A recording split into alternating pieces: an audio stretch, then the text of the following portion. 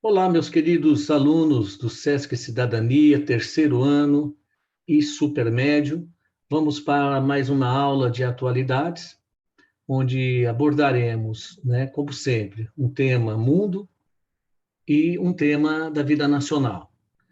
Na perspectiva do tema mundo, vamos falar um pouquinho sobre o andamento da COP26, da Conferência Internacional em Glasgow, na Escócia. E, em seguida, nós falaremos de um tema nacional, que foi a comoção que o país passou, né, desde sexta-feira até o exato momento, da morte da cantora sertaneja Marília Mendonça, né? Quer dizer, vamos fazer uma abordagem bem sucinta, bem rápida, de como o país é pego, não é? Numa emoção só, né? Quando morre uma personalidade de alcance nacional, como é o caso da cantora Marília Mendonça. Bom, então, vamos compartilhar o que nós temos para hoje.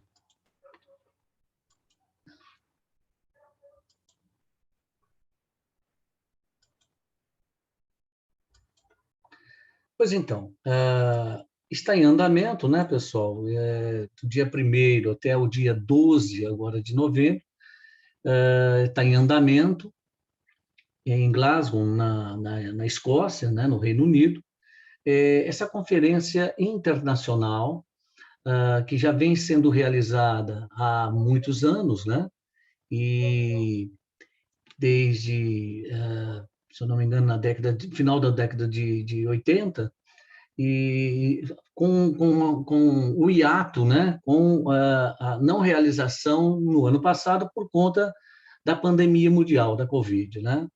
Então, nós vamos analisar esse tema, tá? E em seguida um tema nacional. Bom, mas o que temos para a COP26 até agora? Bom, primeira coisa, né?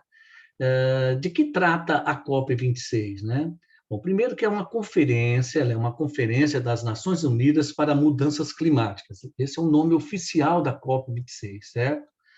Ela ocorre com 156 países, mais a União Europeia, né, que é o bloco de países ali da Europa, para discutir o quê? Para discutir regras e principalmente metas, né? É, mas em cima da Convenção do Clima, que foi realizado e protocolado, né, entre as nações participantes em 1995, tá?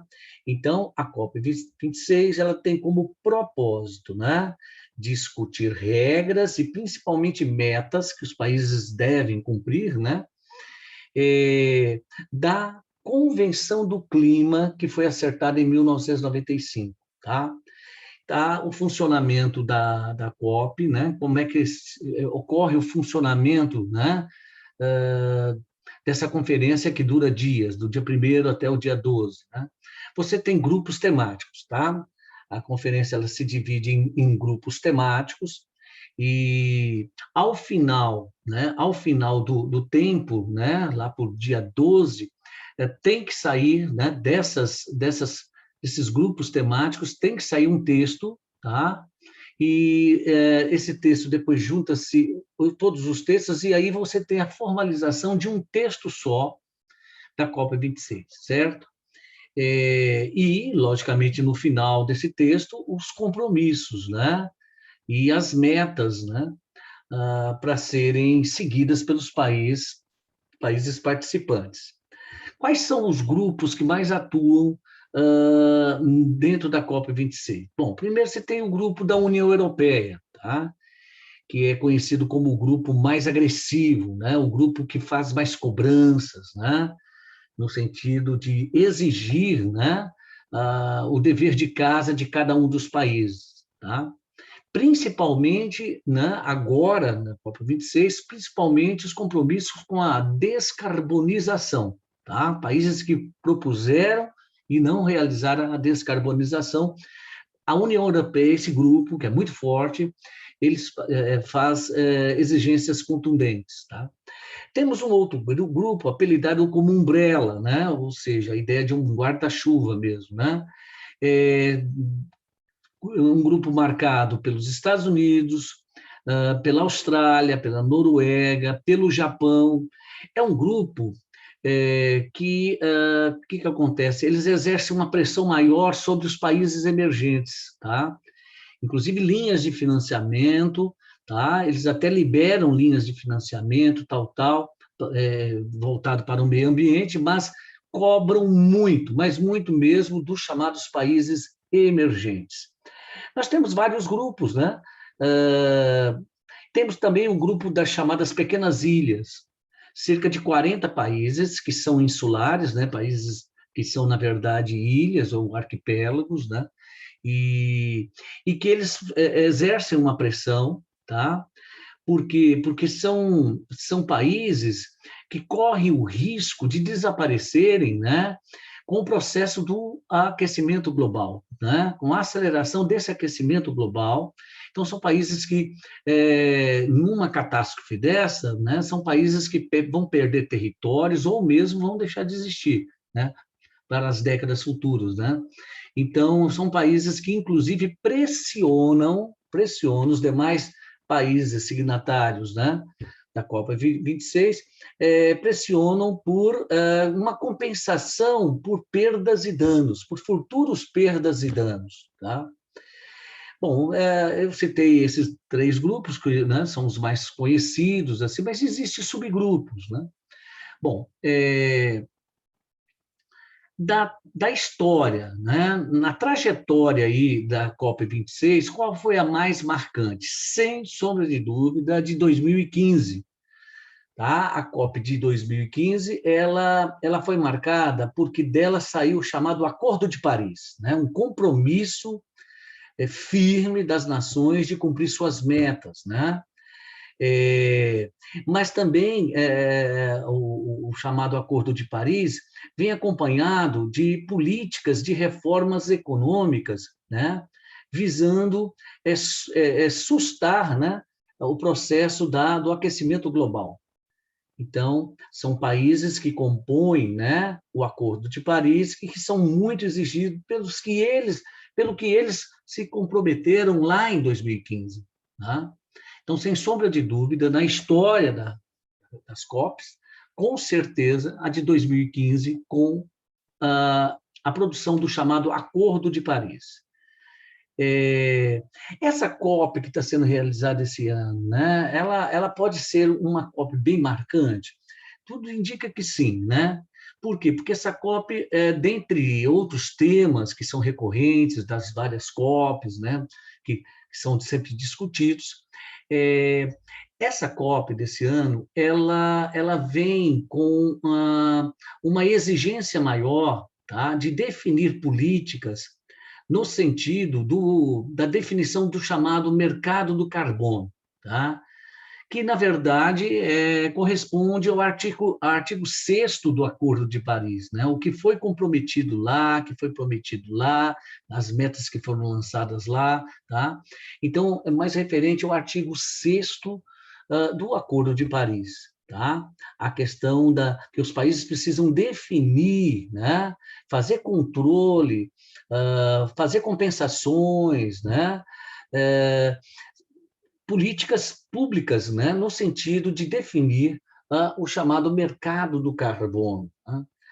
Bom, e aí que está. E o Brasil? Como é que o Brasil entra nessa COP26? Né? Bom, a imagem do Brasil não anda muito boa, né, no cenário internacional quanto à questão meio ambiente. Né?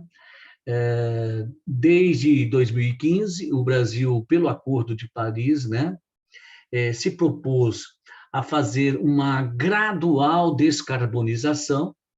O Brasil, em 2015, no Acordo de Paris, lançou como metas, por exemplo, a redução de 37% de carbono, né, até 2025, e até 2030, cerca de 43%. Né? Essa era a promessa do Brasil. Agora, o Brasil está cumprindo isso, né?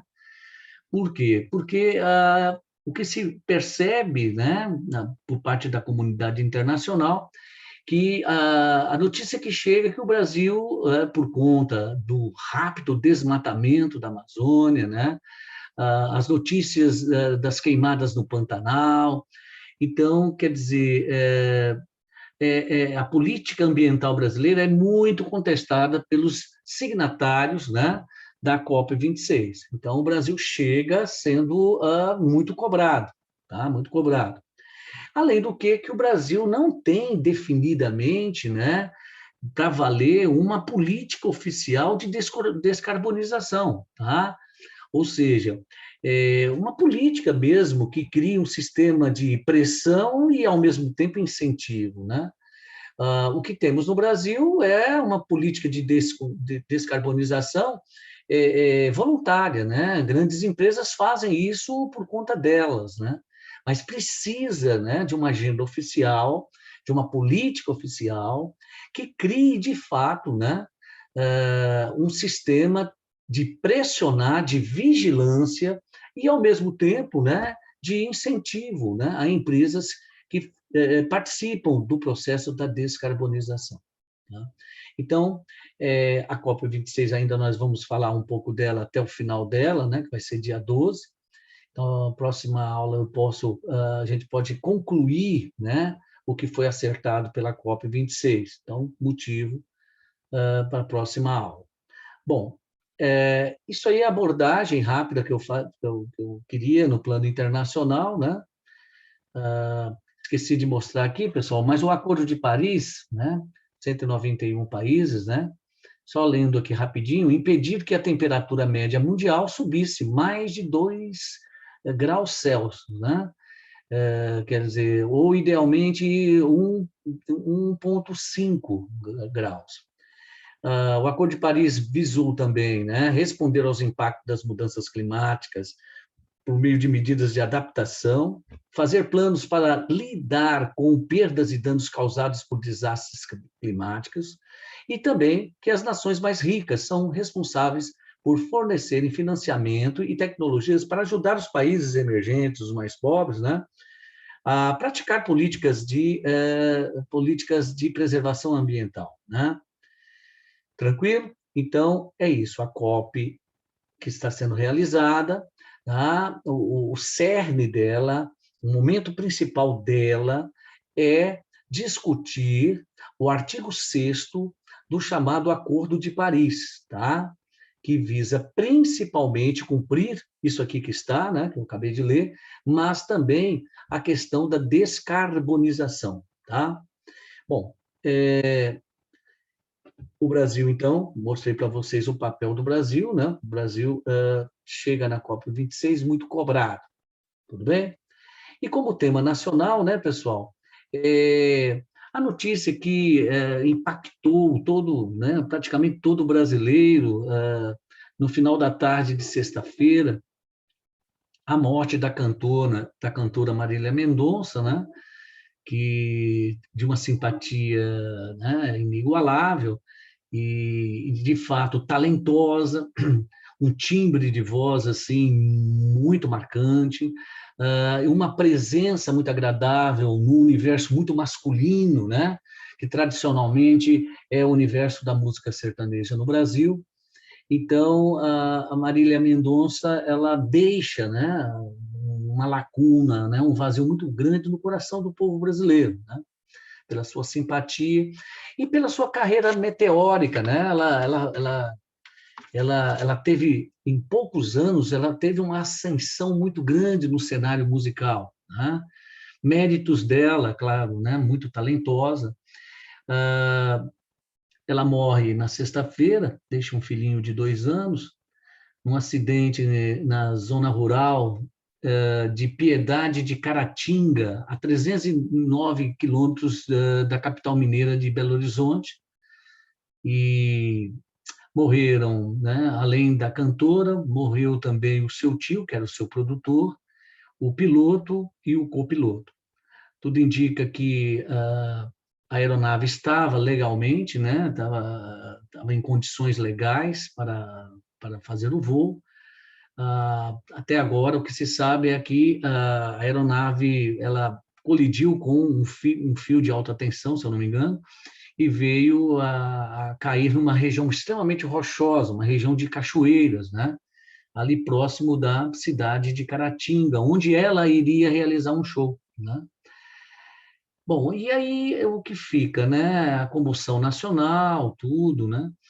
E aí a gente fica fazendo assim um retrospecto, né? Teve outros momentos, além da morte da Marília, mas teve outros momentos em que o país ficou extremamente chocado com morte de celebridades, né?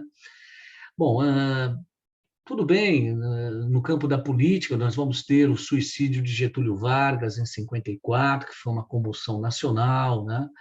Nós vamos ter a morte também do eleito pelo Colégio Eleitoral Tancredo Neves, né? Ele antes da posse, antes da festa da posse, da cerimônia da posse, ele vem a falecer no Hospital de Base em Brasília, né? Do que seria presidente da República, Tancredo Neves. E depois nós tivemos também, né, a morte do Ayrton Senna, né, naquela manhã terrível, né, de sofrimento para o povo brasileiro, a manhã de domingo.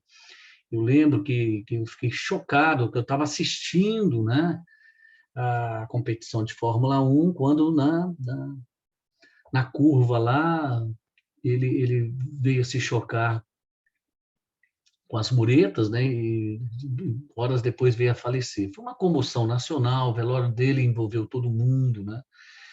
Nós vamos ter também outro momento da morte do grupo, também extremamente simpático, os Mamonas Assassinas, né? Também um acidente aéreo levou todo o grupo, né? Morreram todos. Um outro momento também, a morte do cantor Leandro, da dupla Leandro e Leonardo, também aqui de Goiás, né? E agora a comoção em torno de Marília Mendonça, né? Quer dizer, ela trouxe uma cor diferente para a música sertaneja, né? Ela começa de fato a fazer sucesso em 2016 com o lançamento do seu primeiro álbum, né? Que tinha o título com o seu próprio nome, né? E a partir daí ela ganhou, né? Pela imprensa e tal, a alcunha de Rainha da Sofrência, né? Rainha da Sofrência. E, inclusive, a música Infiel foi a música mais ouvida no ano de 2016, tá? A música Infiel. A Marília Mendonça, ela era uma autora, né? Ela só não cantava muito bem, né? Ela também fazia suas composições. E ela trouxe uma coisa num ambiente, como eu já falei, um ambiente sertanejo muito masculino, né? É, ela trouxe à tona algumas discussões, né? Por exemplo, ela nessa música Infiel mesmo, né? Ela vai retratar o quê? A relação amorosa abusiva, né? Da mulher que é traída, inferiorizada, né? Numa relação amorosa, né?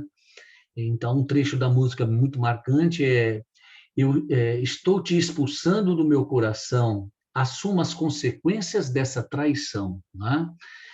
Então, ela também, vamos assim dizer, assumiu uma certa liderança, né? Em cantoras que estão aparecendo com também talentos, né?